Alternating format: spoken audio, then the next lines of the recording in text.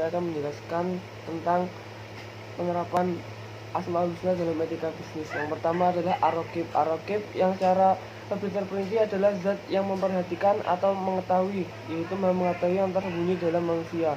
Penerapan dalam bisnis Ar-Raqib adalah mengimani Asmaul Husna. Ar-Raqib senantiasa merasakan muraqabatullah, pengawasan Allah Azza wa Jalla dalam semua keadaan kita, dan timbulnya rasa malu yang sesungguhnya di hadapannya. Yang kedua adalah Al-Mujib.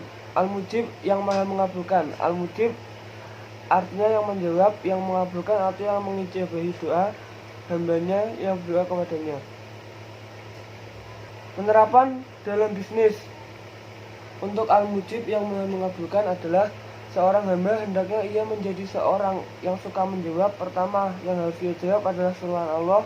Allah sebagai Tuhan cepat menjawab permintaan makhluknya, maka sebagai seorang hamba dia harus cepat menjawab panggilan Allah dan Rasulnya. Yang ketiga ada Al-Wasi. Al-Wasi yang maha luas. Al-Wasi adalah ada pecahan dari kata sa'ah, lapang. Kata sa'ah terkadang disandarkan kepada ilmu, luas informasinya terhadap segala sesuatu itu dari segi ilmu, tapi terkadang disandarkan kepada perbuatan baik dengan memenangkan nikmat-nikmat dan bagaimana ia ditakdirkan serta melalui jalan yang dia turunkan. Penerapan dalam bisnis. Seorang profesor dan arsitek lulusan luar negeri tidak mungkin akan mencari kerja di perusahaan kecil yang tidak mampu mewujudkan proyeknya, yang bila ikut tender tidak akan diterima. Pasti ia tidak akan percaya, ia akan mencari perusahaan-perusahaan besar menurutnya. Di tempat itu ia dapat menggantungkan harapan gaji dan penghasilannya. Karena seorang hamba yang tidak berdoa berarti ia menganggap Allah itu tidak mampu, Allah tidak kuasa, Allah tidak berilmu, dan Allah tidak memiliki rahmat serta karunia. Yang keempat adalah Al-Hakim. Al-Hakim yang maha bijaksana. Dipahami oleh mayoritas ulama sebagai zat yang memiliki hikmah. Sementara hikmah adalah mengetahui hal yang paling asasi baik dari sisi pengetahuan atau perbuatan. Penerapan dalam bisnis untuk Al-Hakim yang maha bijaksana adalah yang pertama memperdalam ilmu pengetahuan. Yang kedua bertindak profesional dalam hal apapun. Dalam meneladani Allah Subhanahu wa Ta'ala sebagai Al-Hakim bukan hanya sekedar memiliki ilmu sekedarnya saja, melainkan ia harus memiliki keahlian dan profesionalitas. Yang ketiga adalah bersikap bijaksana. Seseorang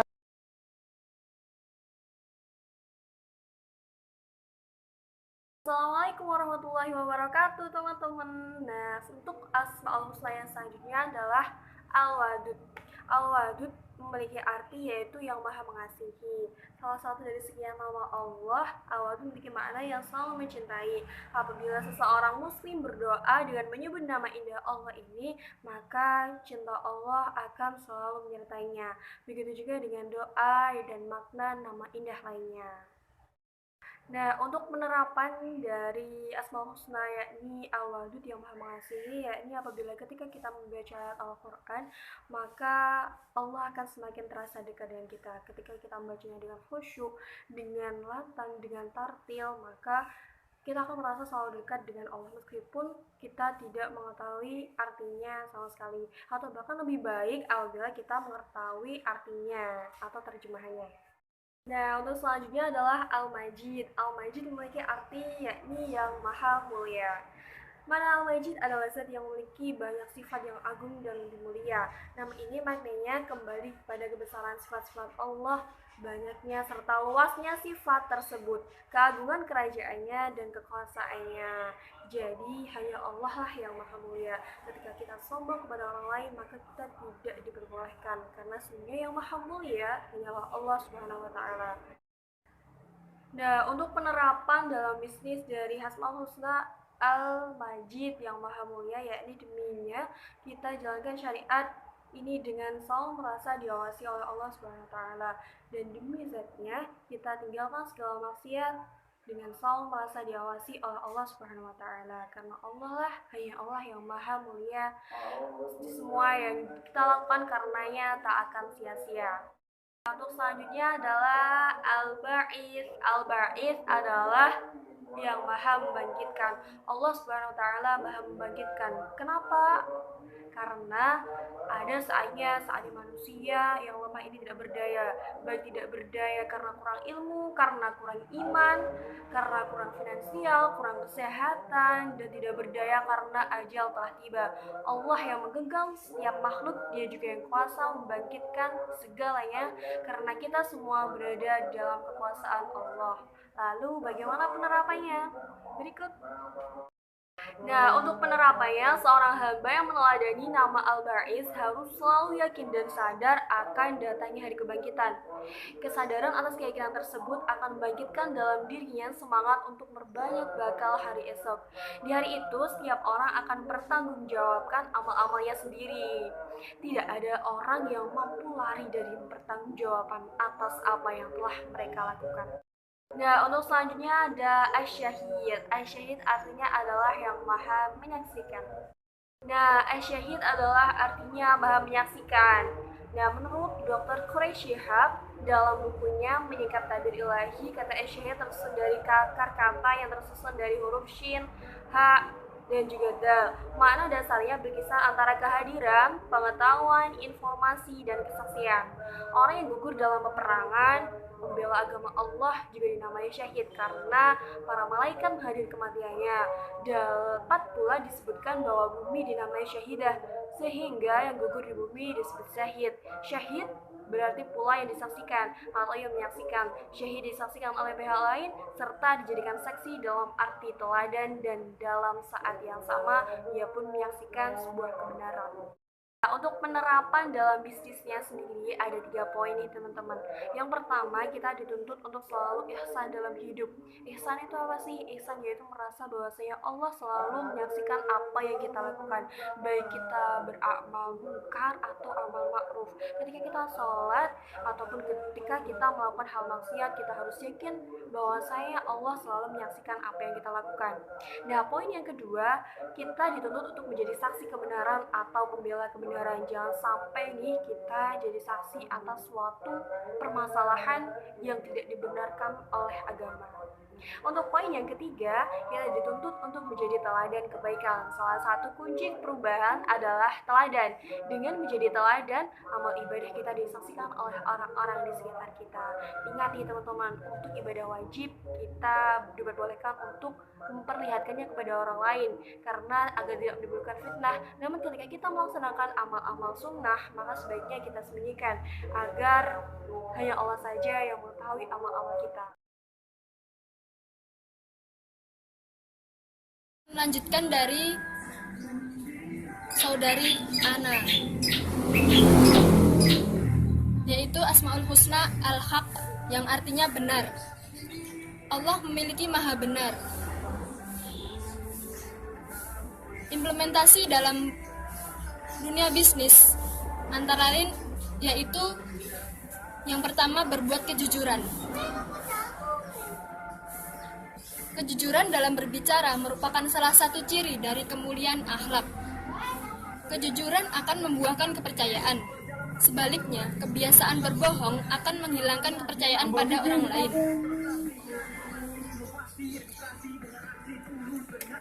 Atau penerapan dalam dunia bisnis ini tentu saja menjadi hal yang penting. Karena kita berusaha meningkatkan ketakwaan kepada Allah atas nama Allah yang baik ini, karena menghantarkan kesuksesan kita di dunia dan di akhirat insya Allah. Dalam dunia bisnis, sifat Allah Al-Haq ini harus bisa kita terapkan dalam kehidupan sehari-hari. Seperti misalnya saja ketika kita sedang melakukan suatu usaha bisnis dengan menjual produk seperti masker wajah dengan kosmetik lainnya. Nah, itu kita harus menjelaskan mengenai manfaat dan khasiat serta keuntungan dari produk tersebut. Kita menjelaskan apa adanya sesuai keadaan sebenarnya atau kenyataan. Kita harus jujur, tidak boleh sombong, tidak boleh menipu. Misal berbicara bahwa produk itu mengandung zat yang berbahaya, pastinya nanti akan menimbulkan dampak negatif sehingga merugikan para pelanggan atau konsumen ataupun pembeli. Disarankan produk yang kita jual harus bersih, higienis, halal dan thayyib, tidak mengandung zat yang berbahaya dan bahan kimia yang akan merusakkan tubuh kita.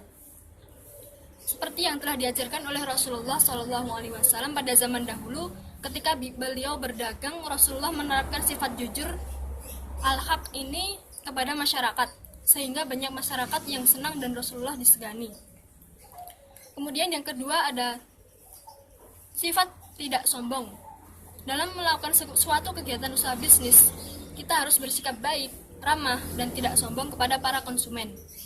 Misalnya, ketika kita diberi kesempatan, peluang berbisnis dan rezeki oleh Allah, sebaiknya sikap kita seorang muslim harus menerima dengan ikhlas, lapang dada, ataupun bersyukur atas apa yang sudah diberikan oleh Allah, tetap rendah hati dan tidak sombong. Karena sungguh itu perbuatan yang dibenci Allah. Selagi manusia, khususnya umat muslim yang sedang menjalankan kegiatan bisnisnya, mereka bisa mengubah mindset atau cara berpikir mereka untuk bisa mendapatkan kesejahteraan dan keuntungan dengan cara yang baik pula. Tidak membanggakan diri dengan menunjukkan kelebihan yang kita miliki. Kemudian, meninggalkan sesuatu yang tidak bermanfaat menuju yang bermanfaat. Dalam kita berbisnis, kita pasti tahu produk yang kita jual itu akan mendatangkan manfaat atau maslahah ataupun malahan banyak dapat dampak negatif atau mudaratnya. Dengan produk yang benar-benar bersertifikasi halal dari MUI yang nantinya akan mendatangkan keuntungan. Kemudian sifat yang kedua adalah al-wakil atau maha memelihara. Maksudnya di sini yaitu Allah merupakan zat yang maha memelihara dan mengurusi segala kebutuhan makhluknya, baik itu dalam urusan dunia maupun urusan akhirat. Beberapa contoh perilaku yang sesuai dalam kehidupan sehari-hari antara lain, yang pertama, mencintai tumbuhan, hewan, serta makhluk hidup lainnya. Sebagai orang yang beriman, sikap kita terhadap makhluk ciptaan Allah adalah menyayanginya dan tidak menyakitinya. Yang kedua, tidak menciptakan kerusakan di muka bumi. Seorang muslim yang beriman kepada Allah pasti sudah mengetahui mana yang baik untuk dilaksanakan dan mana yang tidak baik untuk dilaksanakan. Kita harus menjaga, melindungi, dan melestarikan lingkungan alam sekitar dengan baik, tidak membuat kerusakan yang akan menimbulkan dampak negatif dan banyak kerugian di muka bumi ini. Yang ketiga, menggalakkan riboisasi. Riboisasi ini sangat penting untuk kita terapkan. Riboisasi atau penanaman hutan kembali menjadi salah satu upaya untuk menjaga dan melestarikan lingkungan alam sekitar. Kita bisa bergotong royong untuk melakukan kegiatan tersebut dengan cara yang baik. Jika penerapannya dalam dunia bisnis, kita juga harus bisa untuk memelihara dan menjaga usaha bisnis kita dengan produk yang kita jual harus benar-benar terjaga kebersihannya, kehalalannya, keawetannya, tidak mengotorinya dengan misal membuahkan zat adiktif berbahaya bagi kesehatan dan bahan kimia lainnya, agar pelanggan dan konsumen juga tertarik akan produk yang kita jual. Kemudian yang ketiga, sifat al-qawi, artinya maha kuat. Dengan mengimani Allah maha kuat, maka kita harus mengambil hikmah atas sifat Allah tersebut. Hikmahnya adalah ketika kita tertimpa musibah atau cobaan, seharusnya kita tidak hanya pasrah atau berhenti begitu saja. Kita harus kuat menjalani hidup hari demi hari selagi kita masih memiliki daya hidup. Haruslah kita berusaha dan tidak boleh lemah. Misalnya, seseorang yang tunawisma atau sudah tidak memiliki rumah dan keluarga, jangan hanya pasrah dengan mengemis atau meminta-minta. Seyogyanya kita berusaha dan semaksimal mungkin, sebab Allah selalu memberikan cara dan kesempatan yang luas bagi hambanya yang benar-benar berniat baik. Implementasi dalam dunia bisnis itu sendiri juga hampir sama. Misal kita sedang menjualkan produk kita kepada konsumen, tetapi konsumen tersebut merasa tidak puas dengan produk yang kita jual. Ia malah mengomentari dan memarahi si penjual tersebut karena barangnya kurang berkualitas dan tergolong barang murahan. Si penjual harus tetap bersabar dan selalu berusaha untuk memperbaiki barang dan produk tersebut dengan baik agar dapat memuaskan hati pelanggan atau konsumen tersebut. Penjual harus kuat menerimanya dan tidak malah sedih ataupun sampai balas dendam kepada konsumen. Sungguh itu perbuatan yang tidak disenangi Allah dan akan menimbulkan kerugian pada kita sendiri.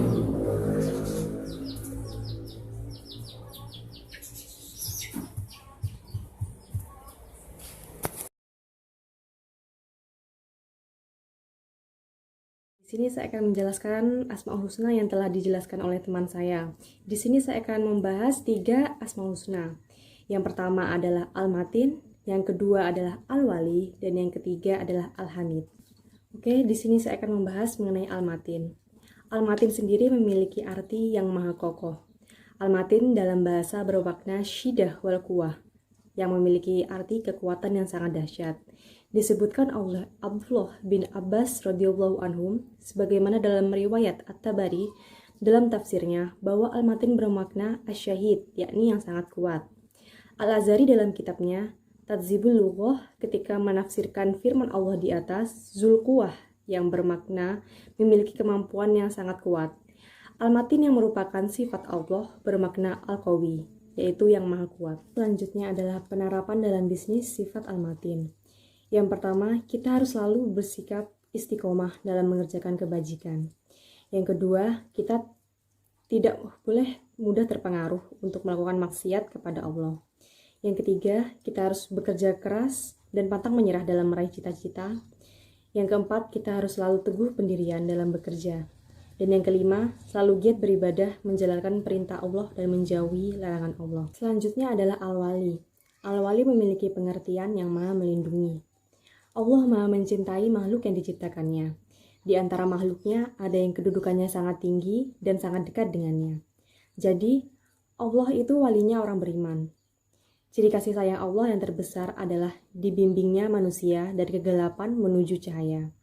Karena itu, bila hidup kita ingin aman, jadilah orang yang disayang oleh Allah Subhanahu wa Ta'ala. Allah pun menciptakan sesuatu yang mengancam atau berbahaya agar kita bisa dekat dengannya. Intinya, Allah merancang setiap kejadian agar kita senantiasa berlindung kepadanya. Kegigihan berlindung itulah yang menjadikan diri kita bisa dekat dengannya. Selanjutnya adalah penerapan dalam bisnis sifat Al-Wali. Al-Wali adalah sebuah sikap yang harus tertanam dalam jiwa kita. Untuk menanamkannya, kita harus terus meningkatkan kemampuan dan keterampilan diri agar hidup kita menjadi jalan perlindungan dan kebaikan bagi sebanyak-banyaknya orang. Perhatikan seorang ibu bagi anak-anaknya. Ia adalah perlindungan yang tidak bertepi bagi anak-anaknya, sehingga ia pun memiliki derajat yang mulia. Jika kita mampu mengaplikasikan semua itu, kita akan merasakan kerinduan untuk bisa memberikan pertolongan dan perlindungan kepada umat. Karenanya, distribusi kebaikan bagi banyak orang harusnya menjadi obsesi kita dimanapun kita berada, terutama dalam ruang lingkup bisnis. Sungguh sebaik-baiknya manusia adalah yang paling memberikan manfaat bagi orang lain. Itulah kunci pembuka kecintaan Allah. Belajarlah kepada cahaya matahari yang menerangi tanpa minta balas budi. Karena itu, marilah kita terus memperbaiki akhlak. Jika semua itu sudah tertanam dalam diri, pintu perlindungan Allah, Al-Wali makin dekat. Yang terakhir adalah Al-Hamid, yang memiliki arti yang maha terpuji. Kata Al-Hamid memiliki makna yang maha terpuji, yang berhak atas segala pujian yang telah terjadi ataupun yang diperkirakan akan terjadi. Maka, seluruh bagian dari pujian yang terwujud atau yang ditakdirkan nanti akan terwujud. Semua itu tetap bagi Allah. Allah berhak terhadapnya. Dengan sebab sifat-sifat kesempurnaan, keagungan, dan keindahan yang beliau miliki. Oleh karena itu, pendapat yang kuat bahwa alif lam dalam kata Al-Hamid itu berfungsi untuk istiqraq, mencakup seluruh bagian pujian. Selanjutnya adalah penerapan dalam bisnis sifat Al-Hamid. Al-Hamid melahirkan sikap selalu berprasangka baik kepada Allah Ta'ala. Yang ini merupakan sebab limpahan kebahagiaan dari Allah Subhanahu wa Ta'ala kepada hambanya. Sebagaimana firman-Nya dalam sebuah hadis qudsi, yaitu, Aku akan memperlakukan hambaku sesuai dengan persangkaannya kepadaku. Imam Al-Hamili berkata, hadis ini menunjukkan sikap selalu berprasangka baik kepada Allah Subhanahu wa Ta'ala, dan bahwa Allah tidaklah menakdirkan sesuatu yang tidak disukai oleh seorang hambanya, kecuali untuk kebaikan yang diketahuinya dan dikehendakinya untuk hambanya. Demikian juga keimanan yang benar terhadap nama Allah Subhanahu wa Ta'ala yang Maha Agung ini akan memotivasi seorang hamba untuk selalu berusaha menghiasi diri dengan akhlak yang terpuji, sifat-sifat yang mulia, dan perbuatan-perbuatan yang baik, serta menjauhkan diri dari sifat dan akhlak tercela yang tidak dipuji dan diridhoi oleh Allah Subhanahu wa Ta'ala. Demikian yang dapat kelompok kami sampaikan, kurang lebihnya kami mohon maaf. Wassalamualaikum warahmatullahi wabarakatuh.